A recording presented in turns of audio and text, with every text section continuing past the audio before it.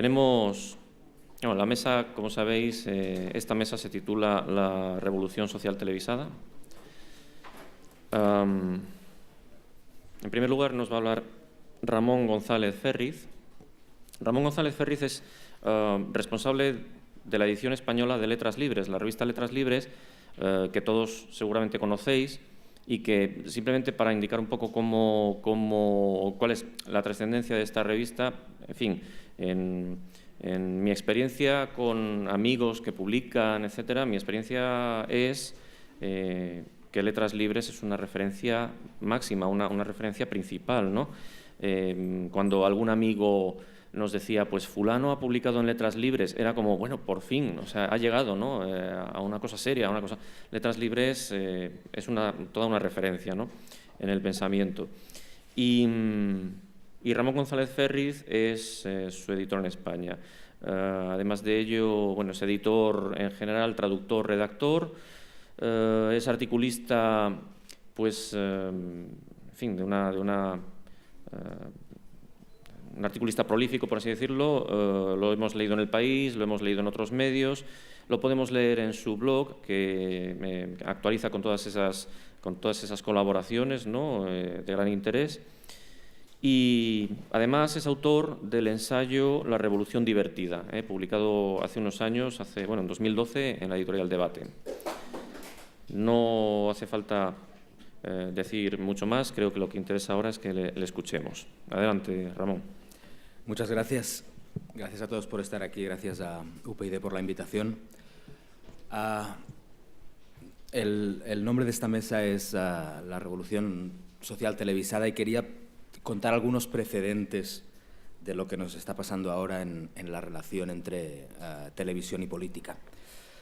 En los años 90, Karl Popper, que como sabéis era un filósofo de la ciencia y un emblema del liberalismo democrático, él murió a mediados de los 90, y en los últimos años de su vida uno de los temas recurrentes para Karl Popper fue la televisión. Le preocupaba muchísimo la televisión y escribió varios ensayos, algunos de ellos publicados también en castellano, y la última conferencia que dio en Barcelona sobre la televisión. Le preocupaba enormemente y tenía visiones a veces un poco catastrofistas de la televisión. Él estaba convencido de que la televisión tenía un embrión dictatorial dentro de su funcionamiento y estaba convencido de que la televisión era un problema para la democracia. Tiene un ensayo muy brillante sobre cómo la utilización de la televisión como sustituto de la educación tradicional podía ser uno de los grandes enemigos de la formación de los niños para que vivieran en democracia cuando fueran adultos. Pero la idea que a mí más me interesa de Popper sobre la televisión es una idea, insisto en que era un pensador liberal, era un pensador a favor de la sociedad abierta, de la democracia, del mercado. Su idea más interesante sobre la televisión y al mismo tiempo más paradójica era que, decía Popper, en la mayoría de aspectos de la vida económica, un aumento de la competencia suele implicar un aumento de la calidad. Es decir, los fabricantes de galletas, cuando tienen nuevos competidores, se ven obligados a hacer galletas mejores para venderlas más. Popper decía que en la televisión sucede exactamente al contrario. Popper decía que en la televisión, cuanto más competencia hay, más baja la calidad. No sucede como en otros sentidos. Los canales de televisión no compiten mejorando la calidad, sino bajándola. Cuantos más canales, cuanto más oferta, paradójicamente, peor televisión vamos a tener.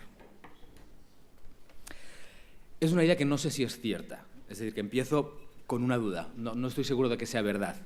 Hay ejemplos de que sí, hay ejemplos de que no. Viendo la televisión española uno podría pensar que sí que es cierto.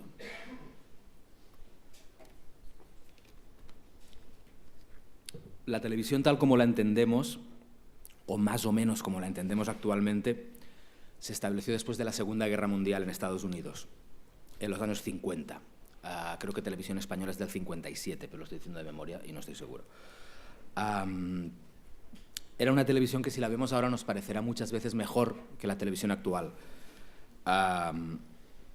Y lo que es indudable es que la televisión establecida en los años 50 se inventa la política tal como la entendemos ahora, o como quisiéramos entenderla ahora.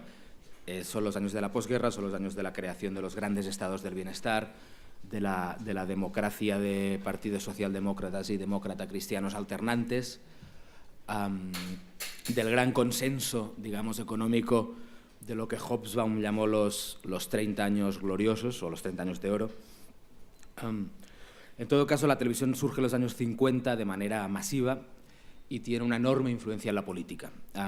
Cuando pensamos en eso solemos pensar que la relación entre televisión y política moderna se funda en 1960, cuando Kennedy y Nixon tienen su primer debate. Es el primer debate televisivo de la historia. Lincoln había hecho un debate en la cadena, en la campaña para el Senado de Illinois, pero es el primer debate para la campaña presidencial estadounidense y es obviamente el primer debate televisado. Kennedy había entendido que eso iba a ser importante y se había pasado el día del primer debate descansando y preparándose.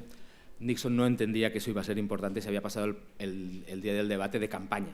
De tal modo que cuando llegaron al debate en sí, Nixon no se había vuelto a afeitar desde la mañana y tenía barba, estaba cansado, estaba pálido, estaba muy delgado, y Kennedy estaba impecable, le habían maquillado, a diferencia de Nixon, estaba muy guapo. Y se suele decir, la diferencia de Kennedy ganó por la mínima, y se suele considerar que uno de los hechos por los que ganó esas elecciones en 1960 fue porque ganó el primero de los debates presidenciales. Si esto suele considerarse que es digamos, la fundación de la relación entre política y televisión moderna, yo creo que hay una relación entre política y televisión que ha sido más significativa que esta, la de los políticos siendo conscientes de que deben aparecer en televisión mostrando habilidad comunicativa y demás.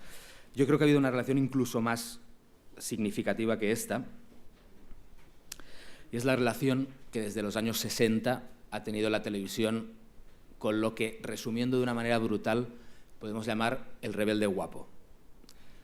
La televisión desde los años 60 ha estado enamorada completamente de la figura del joven rebelde, radical, con dominio del medio y con una capacidad para seducir enormemente efectiva, no solo políticamente, que también, sino como producto televisivo, como espectáculo. Cuando hablo del rebelde atractivo, lo digo masculino, pero sirve tanto para hombres como mujeres, me refiero a muchas cosas distintas. Me refiero a John Lennon en el show de Ed Sullivan en el año 64. Me refiero a Jane Fonda, seguida por las cámaras en Vietnam cuando fue a Hanoi a protestar por la política bélica de Estados Unidos en Vietnam. Es decir, es una figura, como decía, joven, atractiva, que sabe hablar, que entiende la televisión y sabe cómo hablar en ella para seducir a las masas.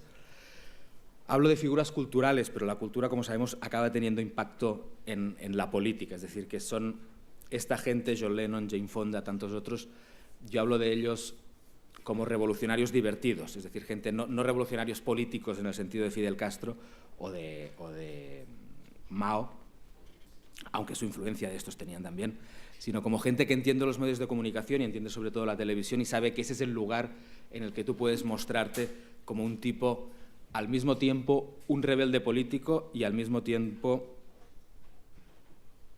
un entertainer. ¿Por qué la televisión mostraba a esta gente que tenía ideas políticas y culturales que en ese momento parecían muy radicales, cuando la audiencia de la televisión es, en teoría, una audiencia centrista y masiva? Pues porque, como decía antes, son buenos productos televisivos. No hay mayor espectáculo que un joven diciendo barbaridades. En un libro que publiqué hace un par de años que se llama La Revolución Divertida, hice un repaso por las grandes revoluciones culturales, los grandes cambios culturales que se han producido en los últimos 50 años. Revoluciones que decía eran esencialmente revoluciones culturales y que solo a largo plazo han tenido influencia en la política, pero han acabado teniéndola. Y en ella Y es algo que descubrí al mismo tiempo que lo escribía. Hablaba de los hippies estadounidenses, de los soixante-huitards franceses, de la movida madrileña, del movimiento globalizador, y acabé hablando también del 15M, que era algo que no tenía previsto. Y la línea conductora de estos movimientos era que habían sabido utilizar muy bien la televisión. Eran movimientos que habían conseguido que prácticas o que expresiones o que performances relativamente pequeñas, como puede ser las manifestaciones en Seattle contra los acuerdos de libre comercio, la acampada en Sol en el 15M, que eran cosas acotadas geográficamente, incluso ideológicamente, relativamente pequeñas, tuvieran un impacto masivo porque fueron básicamente acontecimientos televisivos.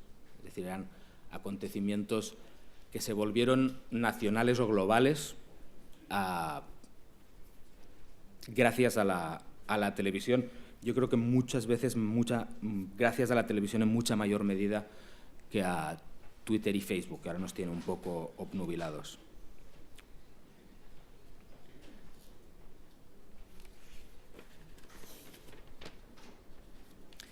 ¿Por qué la televisión se ha hecho eco de estos movimientos tradicionalmente rupturistas, sean cuestiones culturales o sean implicaciones políticas? Insisto, no porque la televisión sea un medio con en España al menos, con una agenda ideológica muy marcada. Las televisiones normalmente nos parecerían medios de comunicación bastante apolíticos comparado con las radios o con los periódicos, pero ¿por qué apuestan tan firmemente por movimientos que en teoría van en contra de la ideología, no ya de sus accionistas, sino también probablemente del marco ideológico de la mayor parte de los telespectadores? Insisto, porque es un buen producto, no porque haya una fidelidad ideológica hacia estas revueltas, sino porque es un producto televisivo excelente. En el siglo XVIII,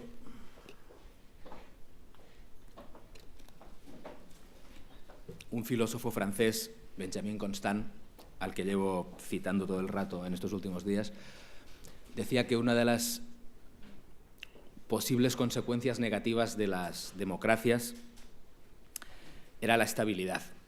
Él decía que las democracias occidentales parecían destinadas a crear estabilidad y que durante los tiempos de estabilidad la gente inequívocamente se iba a alejar de la política y concentrarse en sus asuntos privados.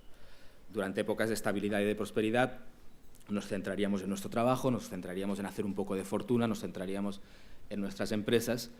Y Constant ya advertía, en 1816 creo que era, que este alejamiento de la política en tiempos de estabilidad implicaba que cuando la política fuera mal y la gente de repente descubriera que los políticos le habían engañado y le habían estafado, no se sumara a la gente normal que había estado distraída con sus asuntos privados, no se sumara a la política centrista y moderada, sino que se sumara a los extremos.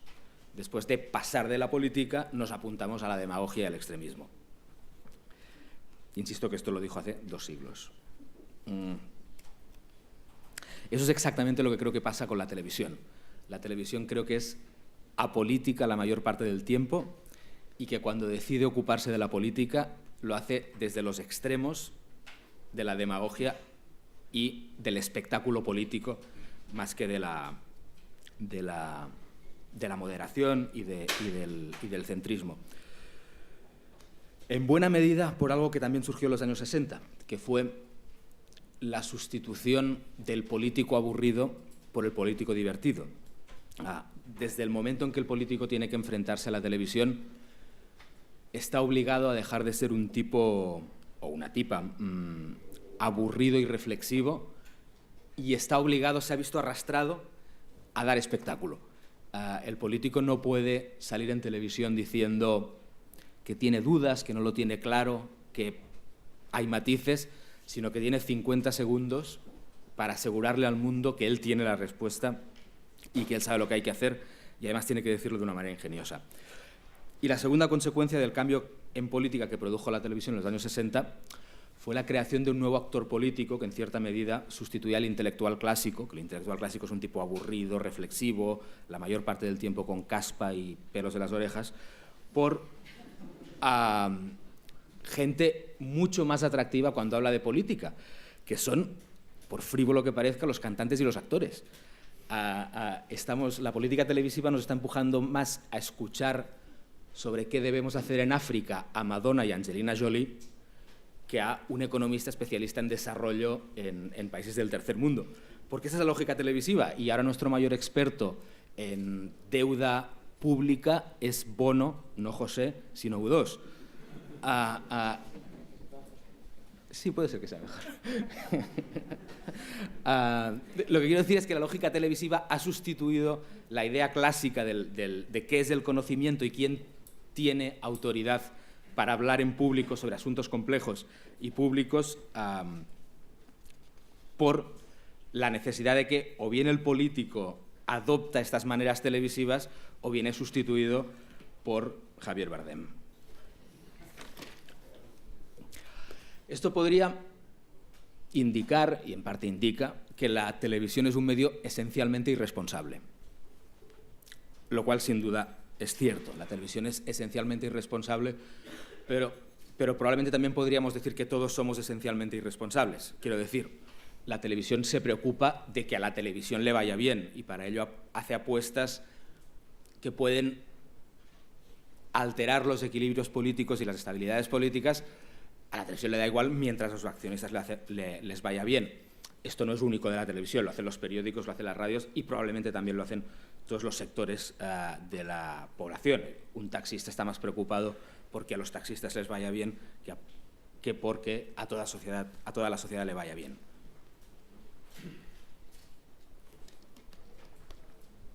Pero eso no quita que la televisión sea esencialmente irresponsable.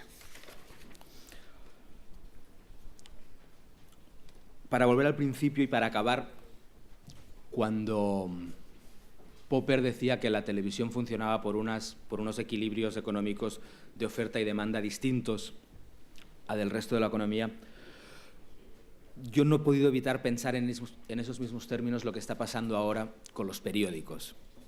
La oferta de periódicos en todos los países normales era limitada, era relativamente pequeña, y con Internet ha sucedido un poco lo que sucedió con la tecnología del satélite en los años 90. Es decir, ha multiplicado la posibilidad de que haya muchos más periódicos, al igual que hubo muchas más televisiones a partir de los años 90 con las nuevas tecnologías. Y es muy posible que la lógica que os he estado explicando, que ha afectado, la lógica televisiva que ha afectado a la política, ahora la estemos reproduciendo los periódicos. Es decir, la oferta de periódicos en Internet ahora es casi infinita y es muy posible que la idea de Popper sobre la televisión esté afectando también a los periódicos. Seguimos teniendo buenos periódicos, los periódicos que venden más tienen calidad de la información política, etcétera, pero sí nos está pasando como la televisión, que es que la explosión del número de periódicos que existen lo que está generando, al menos en una parte de su oferta, es que no están compitiendo al alza en calidad, sino a la baja. Y que lo que hizo la televisión ahora también lo hace el periodismo escrito, que es competir ofreciendo productos cada vez peores, lo cual es una rareza económica. Y lo dejo aquí para que hable Irene y luego discutimos. Gracias. Hola, buenos días a todos. Me vengo aquí, que os veo un poco mejor. Bueno, primero quiero daros las gracias a todos los que estáis aquí y que muchos además habéis ido entrando muy sigilosamente porque hay mucha más gente que cuando hemos empezado y no nos hemos dado cuenta de que llegabais todos. Quiero dar las gracias especialmente a toda la gente de UPyD de Asturias por organizar esto y por hacerlo también año tras año, ¿no? Realmente son unas jornadas de muchísima calidad que yo creo que cada año aumentan y mejoran en esa calidad y que además a mí personalmente me han permitido descubrir que sí existe Superwoman. Yo pensaba que no, pero sí existe, se llama Carmeta Morán, está por ahí, ahora no la veo, pero yo le quiero dar un aplauso. Bueno, no se levanta porque también es tímida, pero este aplauso era para ti, Carmeta. Pues, bueno, por seguir hablando de lo que nos hablaba Ramón, y para completar un poco la perspectiva suya, ¿no? Que ha hecho desde un punto de vista muy interesante, desde un punto de vista más reflexivo y más académico. Yo lo voy a hacer inevitablemente desde un punto de vista más político porque, bueno, porque mi trayectoria más reciente me empuja a hacerlo, ¿no? Yo creo que para la mayor parte de los que estamos aquí, que somos o afiliados o cargos públicos o simpatizantes o cercanos a UPyD, creo que es una buena materia sobre la que reflexionar hoy, ¿no? Sobre la comunicación política. Creo que tenemos todos bastante conciencia de que es algo muy urgente que tenemos que hacer quienes nos dedicamos en este momento de nuestra vida a la política. Y tenemos también la necesidad de que están ocurriendo muchas cosas en el ámbito de la comunicación política y que a veces sabemos entender y a veces no sabemos entender del todo, y a veces las queremos juzgar y no sabemos muy bien, no nos hemos formado muy bien un criterio sobre cómo deberíamos juzgarlas y, por lo tanto, cómo deberíamos reaccionar ante ellas, ¿no? Yo haría, para empezar, una encuesta así rápida, si me ayudáis a contar, con una pregunta. ¿A quién le parece bien que Pedro Sánchez llamara a Sálvame el otro día e interviniera en este programa que, como sabéis, es un programa del corazón? Vamos a preguntar primero a quién le parece mal que lo hiciera. Voy a contar así un poco aproximadamente, porque al final del debate me gustaría volver a hacer la pregunta, a ver hasta qué punto Ramón y yo conseguimos ser gente persuasiva o no. A ver.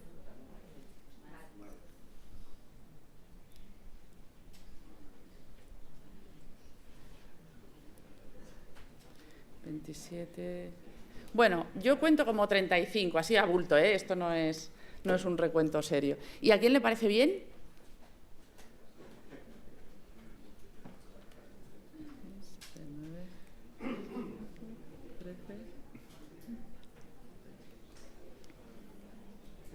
Bueno, también así a bulto cuento como entre 45 y 50. Lo voy a anotar. Yo. Tú lo has anotado. Perfecto, perfecto. Bueno, pues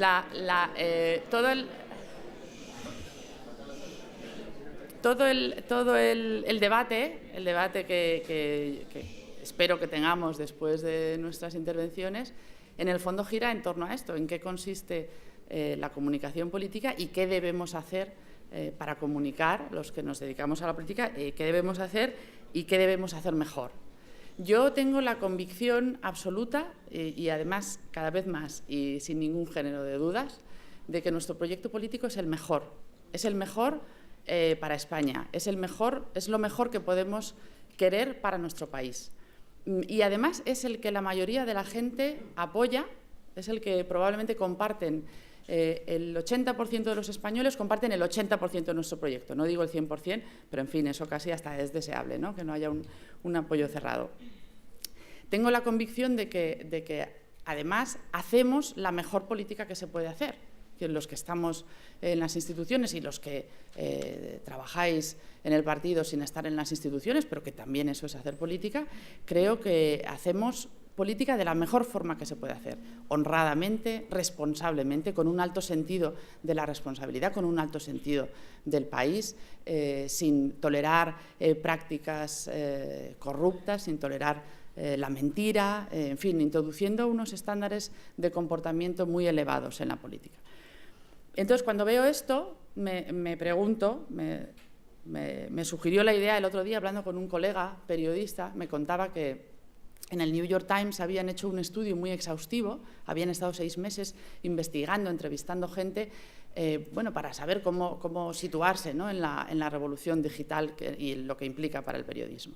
Y la conclusión del informe del New York Times había sido: hacemos el mejor periodismo del mundo, pero no es suficiente.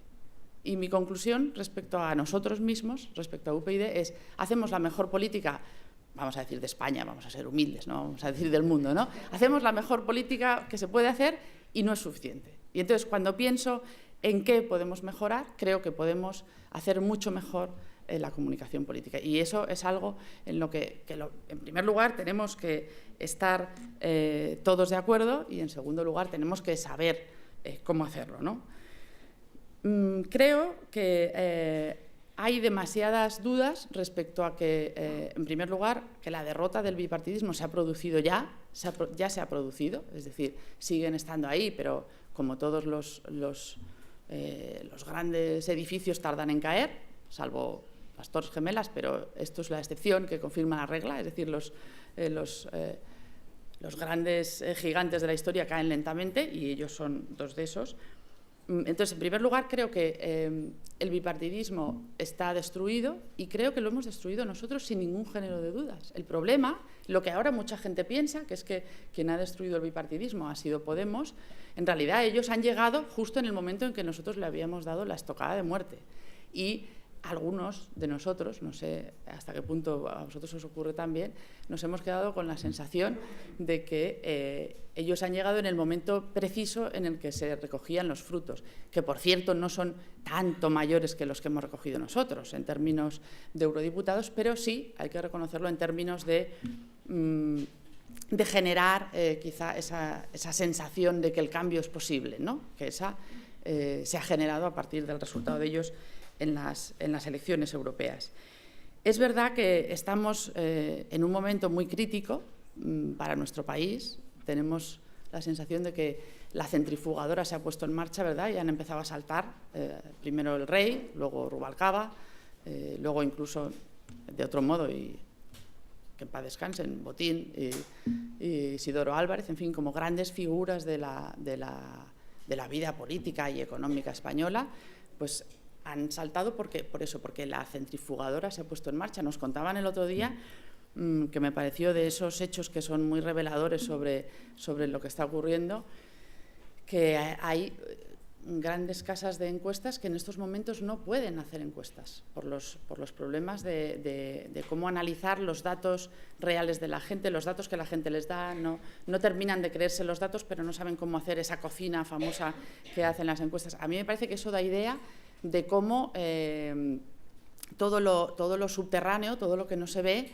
está moviéndose y está cambiando. Todos seguimos haciendo nuestra vida normal, ¿verdad? Y parece que no está pasando nada, pero están ocurriendo muchas cosas hasta el punto de que, de hecho, los encuestadores no saben bien cómo recolocar todas esas piezas y cómo dar una explicación, digamos, científica, aunque sea de las ciencias sociales, pero medianamente científica y apoyada en los hechos sobre lo que está pasando.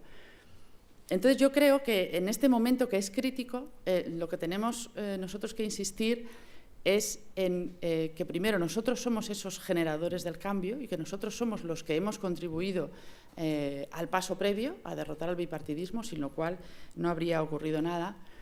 Y frente a esa expectativa que se ha generado de que viene una nueva política y que el año que viene, en las elecciones municipales, en las autonómicas, en las generales, se empezará a ver una nueva política, creo que tenemos que defender la idea, porque lo creo firmemente y creo que es verdad, de que la nueva política ya está aquí, que la nueva política somos nosotros. Y llevamos 3 años en las instituciones, en realidad llevamos más, porque la primera diputada la tuvimos en el 2008, pero digamos con cierta masa crítica de presencia institucional, llevamos 3 años haciendo la política nueva en las instituciones, haciendo política transparente, como no la hace nadie, haciendo política honesta, como no la hace nadie, renunciando a privilegios, como no hacen otros, y fue muy sonado en Madrid como los concejales y los diputados renunciaron a los coches oficiales, por ejemplo.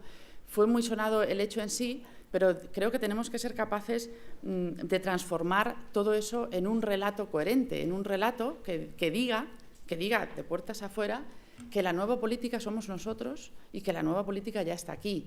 Y que quizá eso que parece nueva política no sea más que una forma encubierta y en el fondo un poco perversa de antipolítica, que no querríamos y sobre todo no querríamos sus consecuencias para nuestro país. Y creo que en ese proceso, en el proceso de construir ese relato y de explicar todas estas cosas, tenemos, a pesar de que la centrifugadora vaya muy deprisa, tenemos que pararnos 5 minutos a pensar quiénes somos, por qué estamos aquí, por qué decidimos un día dar un paso cuando la mayoría de nosotros nunca habíamos militado siquiera en un partido político y por qué decidimos empezar a hacer política. Y contestando a esas preguntas creo que encontraremos el relato de por qué somos los mejores políticos que puede tener España y por qué somos esa nueva política que necesita el país y que ya, de hecho, se está notando en las instituciones y que ha contribuido a esa derrota del bipartidismo.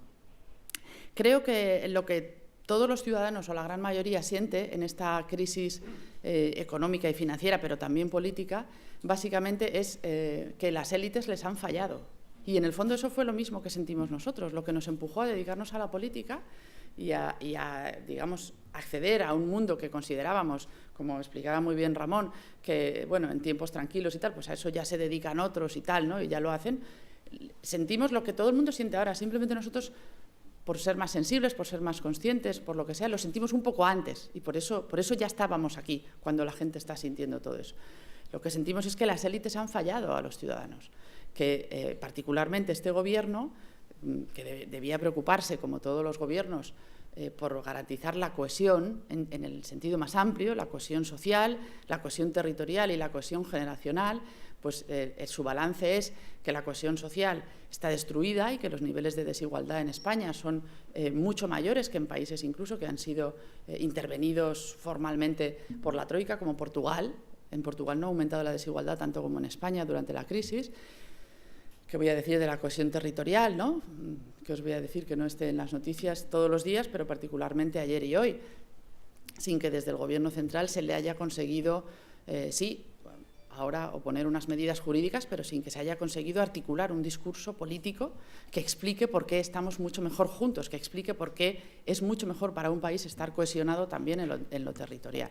¿Y qué os voy a decir? Nosotros, que somos además un partido joven y muy sensible y muy querido por la gente joven, de la cohesión generacional, es decir, un país que expulsa a los jóvenes, en algunos casos literalmente los expulsa al extranjero, ya sabéis que se van por miles a trabajar fuera, pero que también los expulsa a los que se quedan aquí, teniendo más de un 50% de paro juvenil.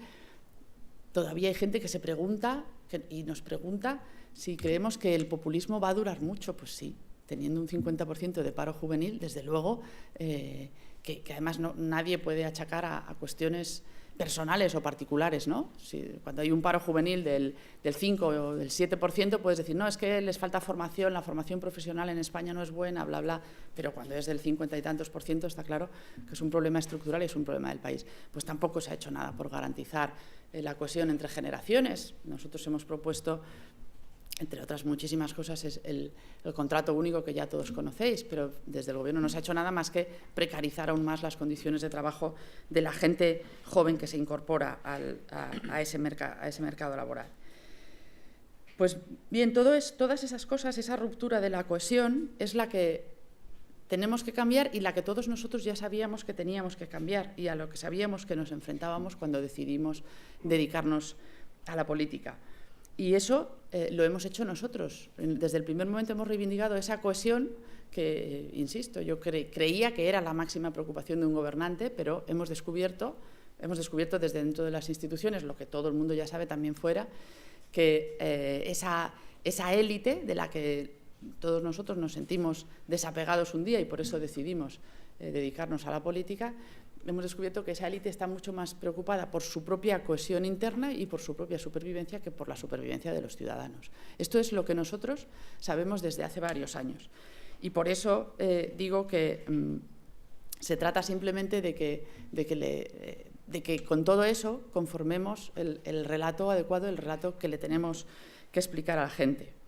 También decía que la nueva política son distintas formas de trabajar y que nosotros lo hacemos, todos los que estamos en las instituciones, no solo en el Congreso, desde la renuncia a los privilegios, la responsabilidad y el rigor.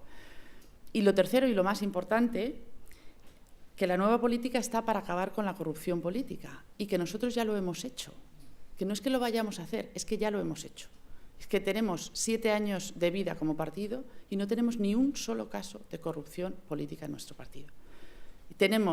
Y podemos llevar con mucho orgullo estas siglas que no han avergonzado a nadie y no hay muchos partidos en España que puedan decir eso. Por lo tanto, no ofrecemos un método para acabar con la corrupción, sino que decimos que ya hemos conseguido acabar con la corrupción política, que el embrión el nudo de la corrupción política en España está en los partidos políticos. Porque si lo pensáis, la sociedad española no es una sociedad corrupta, por suerte. A lo mejor a este paso consiguen que lo acabe siendo, pero no vivimos en una sociedad en la que los jueces sean corruptos, los policías sean corruptos, los funcionarios sean corruptos. En otros países sí ocurre. Yo he estado en México, por ejemplo, no hace mucho, y es terrible cómo la gente teme por igual a los criminales y a los policías.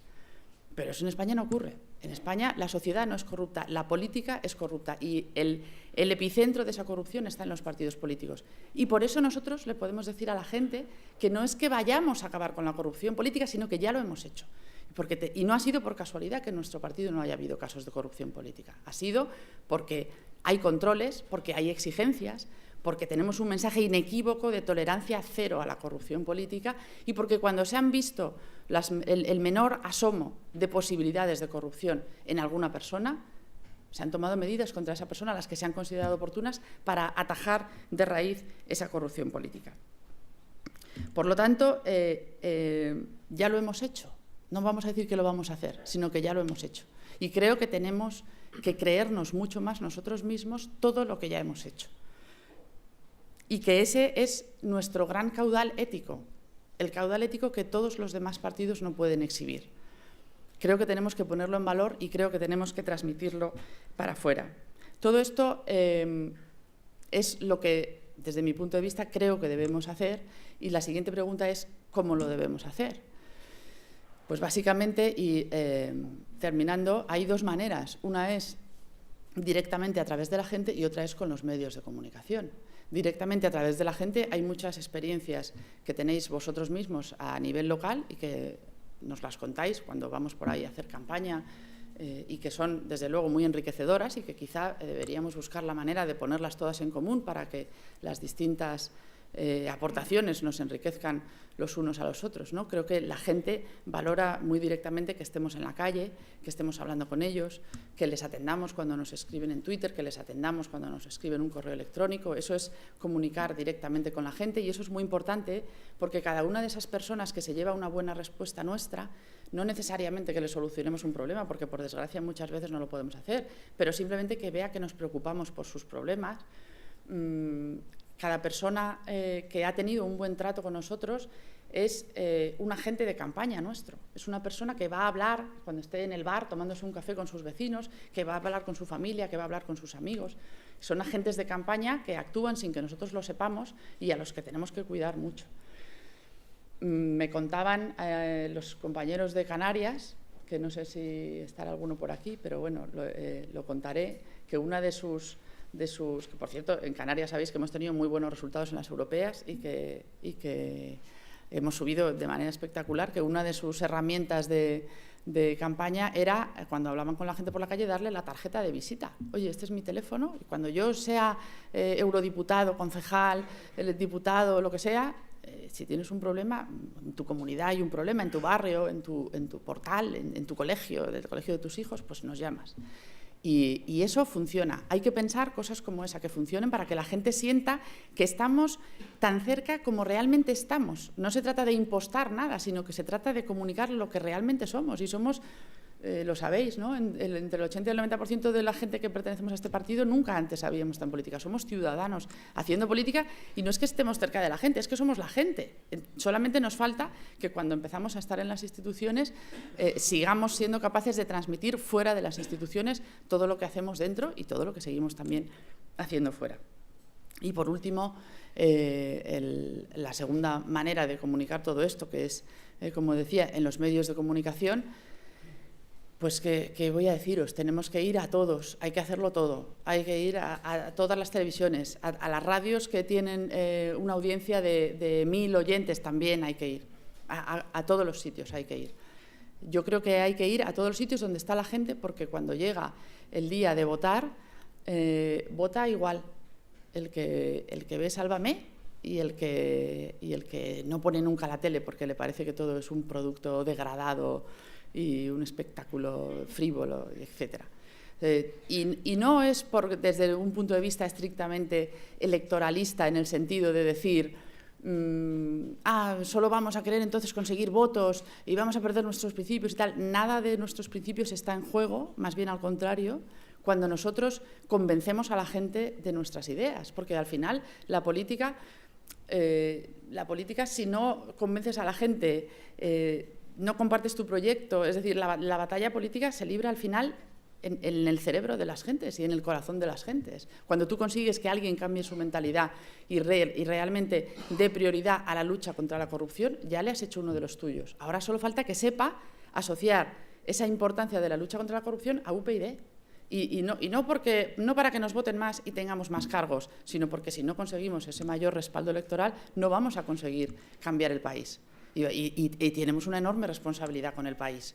No estamos jugándonos aquí el tener más o menos concejales, estamos jugando que nuestro país sea como Suecia o sea como Venezuela. Esa es nuestra elección y nuestra responsabilidad con la gente es sacar los mejores resultados electorales posibles para que consigamos parecernos lo más posible a Suecia, salvo en el clima, que eso no lo querríamos nunca, y desde luego que no caigamos definitivamente por una deriva que lo único que haría sería hacernos retroceder 50 años en el tiempo.